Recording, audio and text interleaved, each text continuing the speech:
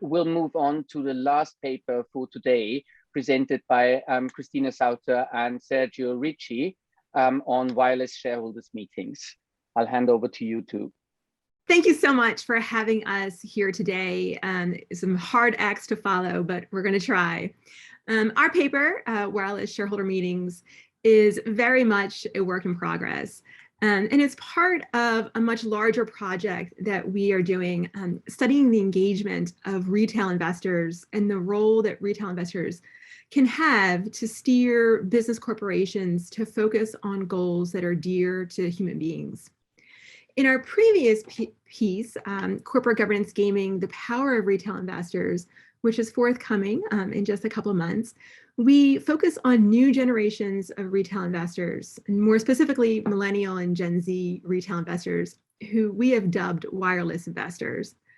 We argue that these wireless investors have both the will and the means to make changes in corporate governance. With respect to will, Millennials and Gen Z more specifically focus on ESG values than previous generations have done. And this is something that Jeff Gordon was alluding to earlier this morning. With respect to means, wireless generations have both the money and the technological sophistication to transform corporate governance. Millennials are set to inherit approximately $68 trillion over the next 2 decades in what has been called the greatest intergenerational wealth transfer in history. And according to a 2020 Bank of America study, Gen Z's global spending power is going to surpass that of millennials by 2031. So these generations are going to have wealth. These generations are also digital natives, as Jill was touching upon. They're very comfortable building communities online. This is why we call them wireless investors.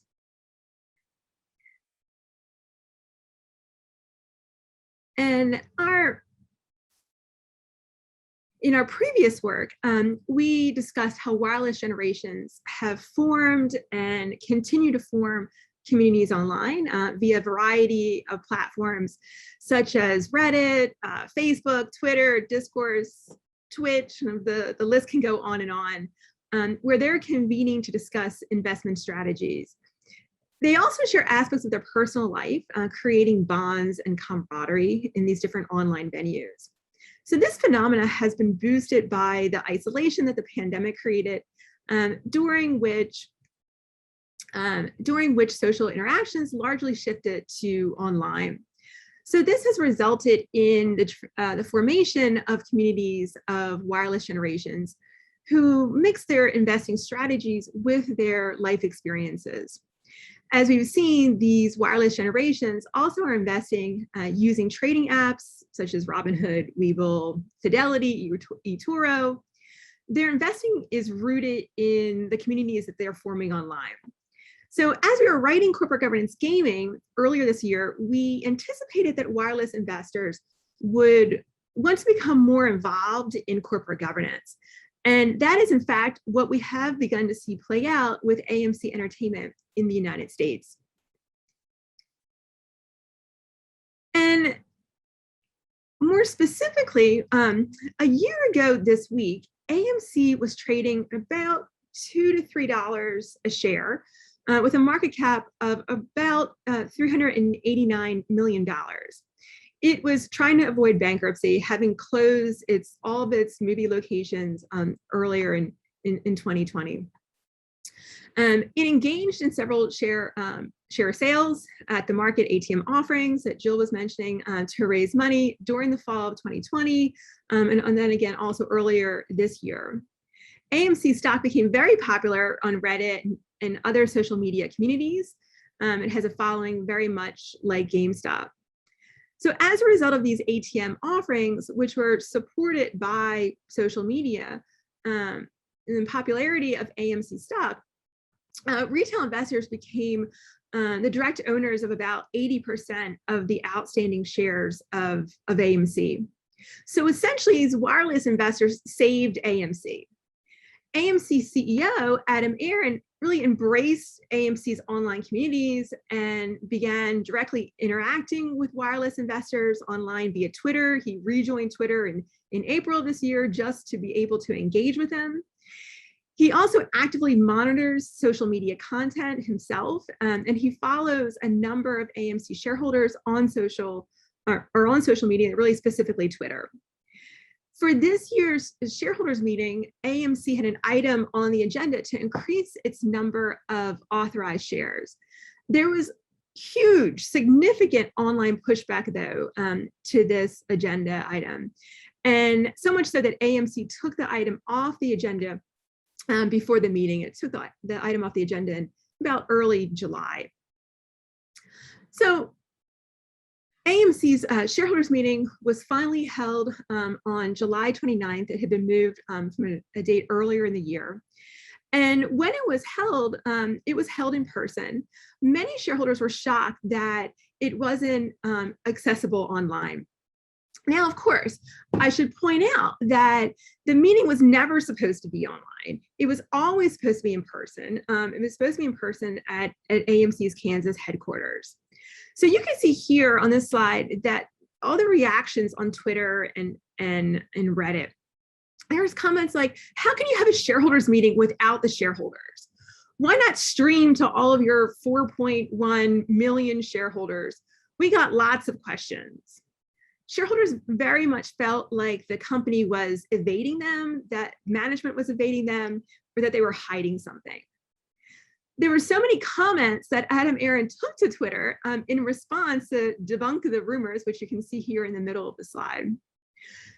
Shortly after the shareholders meeting, AMC held its earnings call virtually and solicited questions from retail investors via the Say Technologies app. And the company mainly entertained retail investor questions and just a couple analyst questions during that earnings call. So we're going to let's consider the backdrop against which retail investor engagement can be discussed, which Sergio is going to address. Thank you, Christina. Retail investor engagement with corporate governance, as we know, is hindered by obstacles of different nature. We are all familiar with the rational apathy, which, of course, is accompanied by minimal share ownership, which results in high transaction costs to keep informed and vote shares. In addition, participating in corporate governance, as Jill said, can be perceived as boring to the average person. And I'm referring to the remarks that Jill made about financial literacy and the remarks that Jill made about some form of entertainment involved in investing and corporate governance. I should say that most corporate governance settings lack an entertainment component, and participating in corporate governance requires an understanding of concepts, terms, and rules that are known by only a part of the population. In corporate governance gaming, Christina and I discussed how technology and online communication can facilitate direct investing and has the potential to facilitate access to corporate governance. However, some barriers still hinder retail investors' access to corporate governance. In this paper, Wireless Shareholders Meetings, we focus on shareholder meetings and what opportunities and risks technology can provide with respect to shareholder meetings. In particular, we consider three aspects of shareholder meetings held online: quorum and attendance, speaking and questioning, voting and deliberating. First of all, we need to consider that an increasing number of retail investors, if combined with the elimination of broker discretionary voting, can result in issues related to obtaining quorum. This is a first element that we have to keep in mind as we discuss the role of retail investors in corporate governance, and of course, with respect to share ownership. But let us move to speaking and questioning. Virtual shareholder meetings offer opportunities to make corporate governance more inclusive because it enormously reduces transaction costs associated with attending a meeting and making and I would say technology makes shareholder meetings virtually, and this might come across as a pun, but I didn't mean to be a pun, but virtually accessible to anyone, anywhere in the world, as long as a person has access to the internet. In theory, this could enhance variety of views, accountability of management, and transparency. These benefits, however, largely depend on the etiquette, custom, habits, and principles that develop and apply in virtual shareholder meetings over time.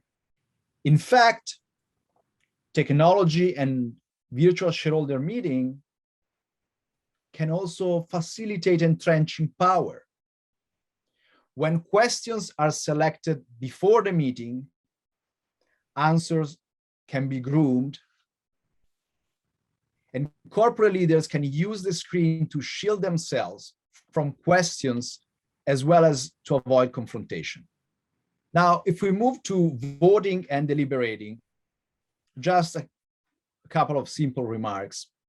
Technology offers the means to allow shareholders to vote remotely, not only prior to the meeting, but during the meeting, real time. In principle, this could also allow to hold the voting after the Q&A session and other possible informative discussion to further foster shareholder engagement. This would allow investors participating online to cast their votes in light of the information obtained during the shareholder meeting. And we see the relevance of this opportunity. Now, as Christina said, this is still a work in progress. So we would like to engage with you all and get your thoughts and comments about wireless shareholder meetings, especially with respect to three aspects. In fact, the shift to wireless shareholder meetings raises a number of questions and requires the assessment of new solutions. Most of these questions and solutions require a private ordering approach. So as I said, we would like to open a discussion on the following points. First, whether reducing the quorum is an answer for companies whose shares are largely owned by retail investors. Second, whether making shareholder meetings more fun, and I'm referring again to what Jill said before, for example, by including performance of artists, could increase the engagement of retail investors. Last but not least, whether developing online platforms that increase interactivity or use gaming dynamics can enhance retail investors' engagement. Thank you all, and we'd like to open the floor to discussion. Thank you very much, Christina and Sergio. I'm originally from Austria. There we don't do the entertainment bit that you suggest, but we do the opposite. When we don't want retail investors to show up, then the invitation says, no food will be served at this general meeting. And then you can be sure that you don't get too many questions. Can I ask, so let me just check. Yes, we have one question in the Q&A from Iram Ansari, whether you could elaborate on the entertainment aspect. And I would also like to invite the panelists to let me know if anyone wants to chime in. So as Sergio alluded to, with respect to entertainment, one idea, of course, is to include performance by artists, musicians. Also, though, what we have obviously been seeing and what Jill alluded to in her presentation, just gaming aspects generally have been very popular in increasing interactivity, motivating people to want to engage on social media. And so making shareholder meetings I should say not making them like a game, but making them or incorporating aspects of gamification can certainly encourage participation and certainly make it more interesting, and it's something that our wireless investors, our younger generations, are very used to when they're learning in school using gaming gamification techniques. Sergio, I don't know if you have anything to add. Yeah, I think you answer the way I would answer. One thing we can consider as we shift from in-person to online is that perhaps performance of artists are entertainment elements that can take place in an in-person shareholder meeting as well as online, whereas like some form of like gaming dynamics are very much, let's say, suit very much online or virtual shareholder meeting. So virtual shareholder meeting can have both aspects. Great, thank you. I also have Marco. Yeah, I mean, the entertainment part is clearly very entertaining. I mean, you can just see the future of AGMs and there being competition who has the most entertaining AGM. Now, jokes aside, I mean, can you see that there's an issue here?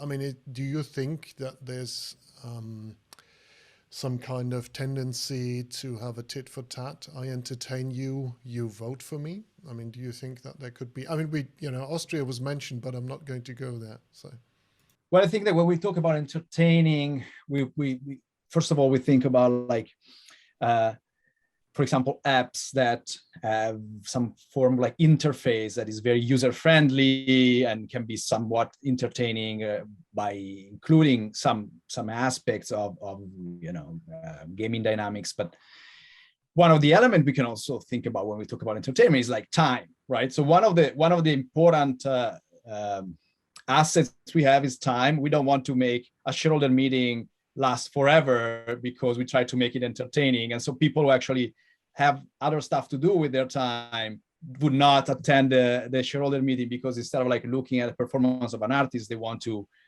study the fundamentals of shares, for example, right? So it's an interesting balance that we can consider. We should probably consider. What we think is that there is definitely room to improve some form of like entertaining aspects of shareholder meetings in order to make them more accessible to the average person. That has also to do with the language that is used, where that is also to do with, for example, providing sources that are available to the average person to understand what's happening in the shareholder meeting. Let's imagine that, like a shareholder meeting where, as a shareholder meeting is happening, there is some form of explanation of what is happening for the user. That is possibly not strictly speaking entertainment, but it's definitely a way to make shareholder meeting more accessible to the average person. I wanted to add an additional point here is that we already are seeing traditionally that retail investors do vote in line with management. So they tend not to, they tend to support management. Now, if that will change, that maybe that's a possibility. But I think that we already are seeing them voting in line with management. If I may just add, I think, I mean, unless we see very significant structural changes in, the percentage of shares held by retail investors, it's likely to be kind of a fringe phenomenon. And there's this one company in the UK, Brewdog, which does a great job with concerts and free beer and so on for its kind of crowdfunding following. But I think the reason why the technology that has been available for now, we can say decades, isn't really being used is that if you have 85% institutional shareholders who decide how to vote in advance, a live shareholder meeting is going to get boring really quick. If I may ask a follow-up question, but maybe actually to Jill. Jill talked about herding in the sense of trading. I think we're talking about entertainment here, but you could also imagine if you look to the future, there's herding on voting. Maybe actually this herd is going to gang up on a company and then, something is going to happen there in a completely unexpected way. I mean, Jill didn't talk about market abuse. I was surprised that the word wasn't mentioned, but maybe that's a European term. But, maybe there's going to be here shareholder meeting abuse. I don't know. I mean, it's a meeting of lawyers. I'm worried that none of you are more worried about what might happen. So I think that the point you made is basically is somewhat related to the point Marco made.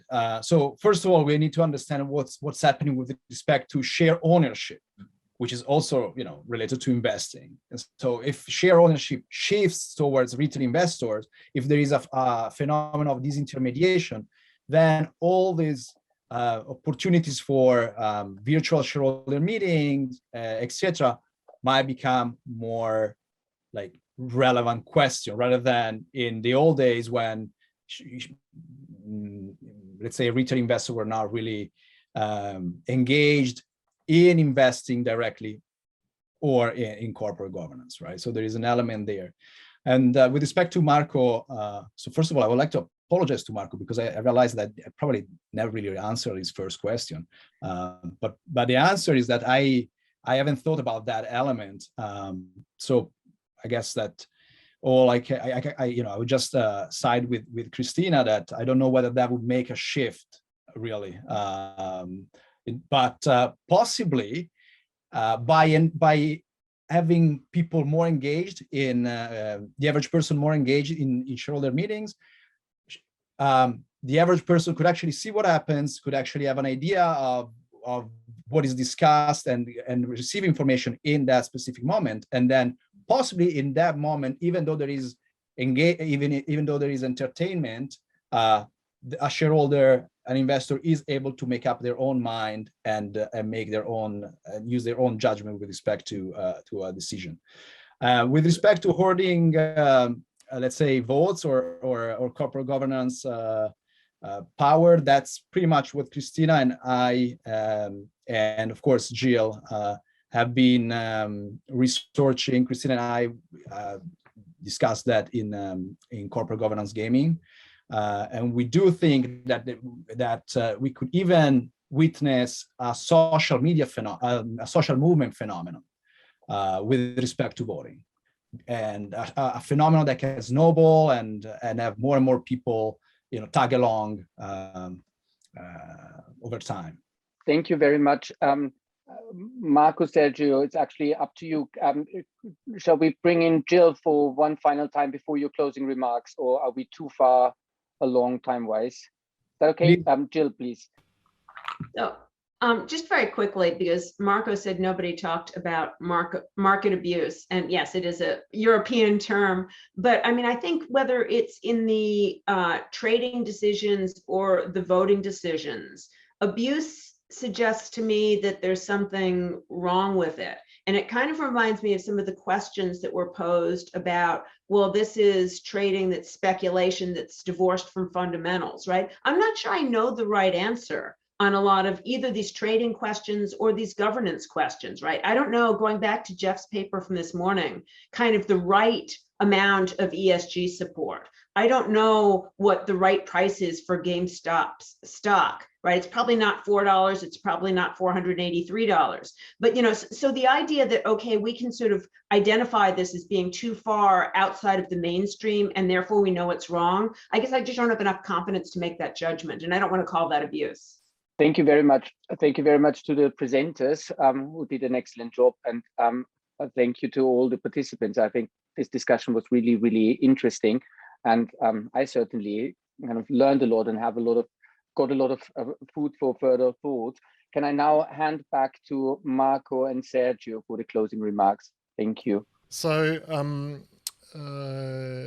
summing up, so I think that Jennifer already, so the title is New Frontiers in Engagement. So, and I think Jennifer already gave a summary of the frontiers that she heard, which were systemic stewardship and ESG. And you know, I broadly agree with that. Now, I think we just heard another one, which is the re-emergence of the retail investor on steroids, on tech steroids, let me put it this way.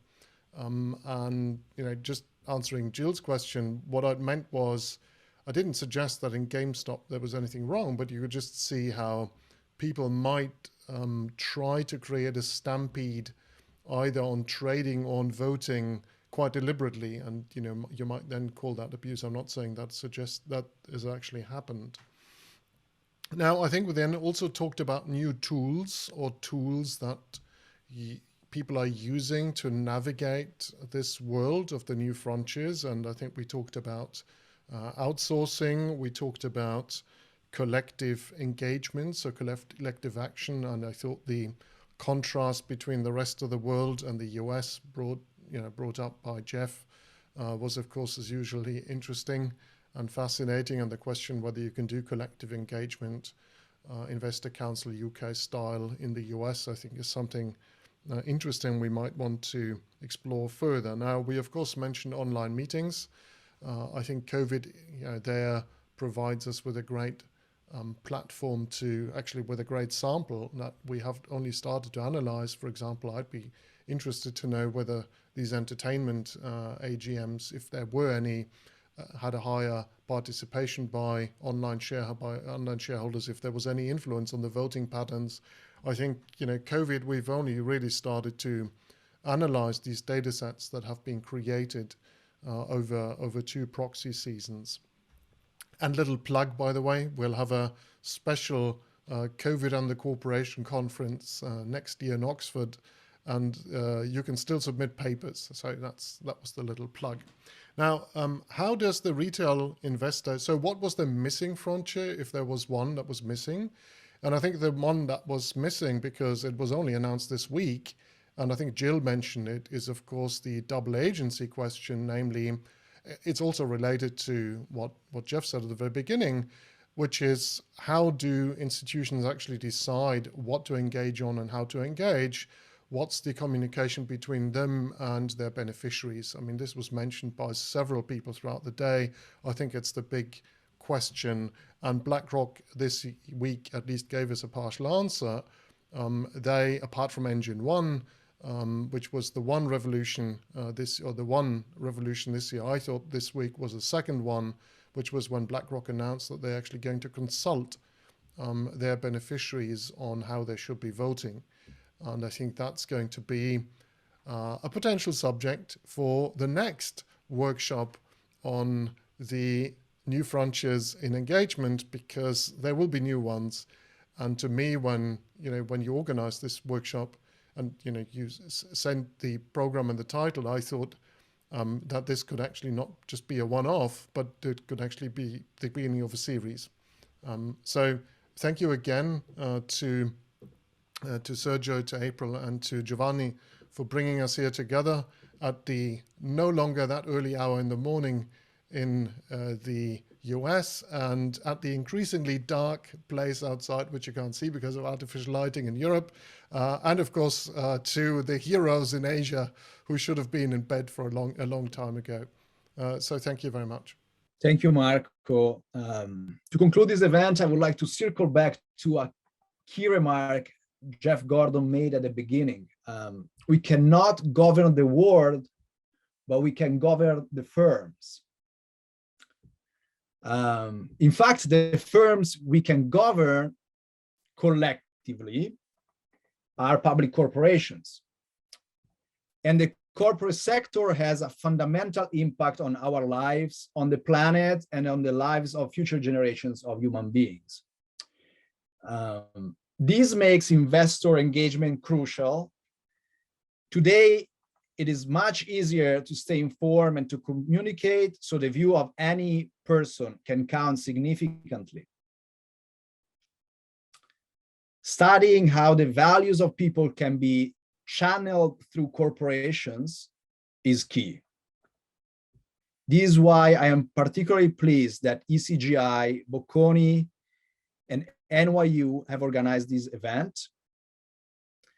I would like to thank all the people who have participated in the organization of this event, especially Ellen McPartland and everybody at ECGI.